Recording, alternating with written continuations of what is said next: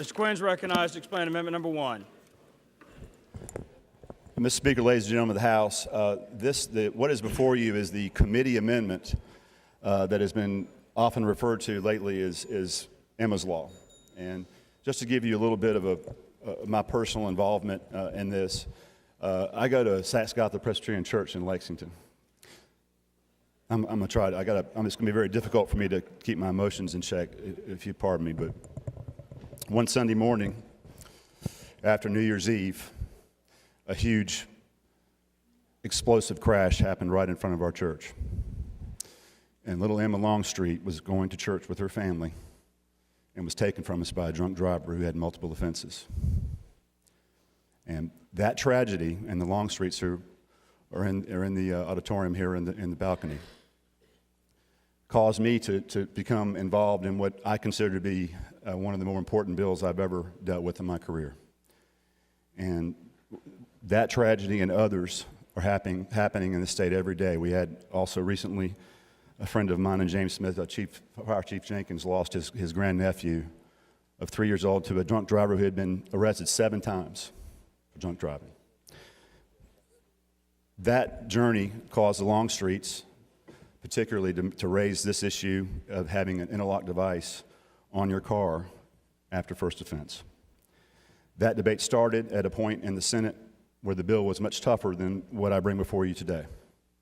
The Senate was eventually able to pass .12 as the standard for when you have an interlock device applied to your car for the first offense.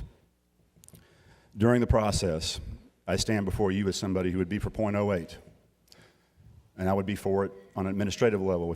If you blow that as a drunk driver, I would want that interlock device to go on your car regardless of whether there had been a conviction. But what has happened is folks like me on one end of the spectrum met folks on the other side of the spectrum to try and accomplish a bill and get a bill through both chambers in the waning days of this session. Here we sit in April. So we've compromised to try to bring this bill and save some lives. And just very quickly, I want to just tell you a couple statistics. And I know you all are getting a lot of emails, and we're all very conscientious members, and I'm sure you've read through a lot of this. But all you have to do is look at the CDC's website and put the interlock device in and search it. You'll see, hands down, there is no debate. The use of the interlock device on first offense saves lives. And if you look at what's happened in other states, it's ranged from 38% to 40% in terms of a reduction of recidivism in the first offense. Right now we sit in this country, there are 36 states that have an interlock device laws. 21 of them are first offense, and this bill would bring South Carolina to making 22 states. I ask that you help us. I'm sure that there may be other amendments that are proposed. If I had my wish and I was emperor of the state, I would do something very different. But here we sit. This is our best chance to get a bill that would save lives. I've spoke with Senator Lurie, who was the champion of this bill in the Senate, and quite frankly, when we first started this fight, we always thought the Senate would be the more difficult body to get this bill through. But Senator Lurie and others, working with the Longstreets, pulled off a miracle and got that bill out of the Senate. We all agree that the best we can do is what's before you.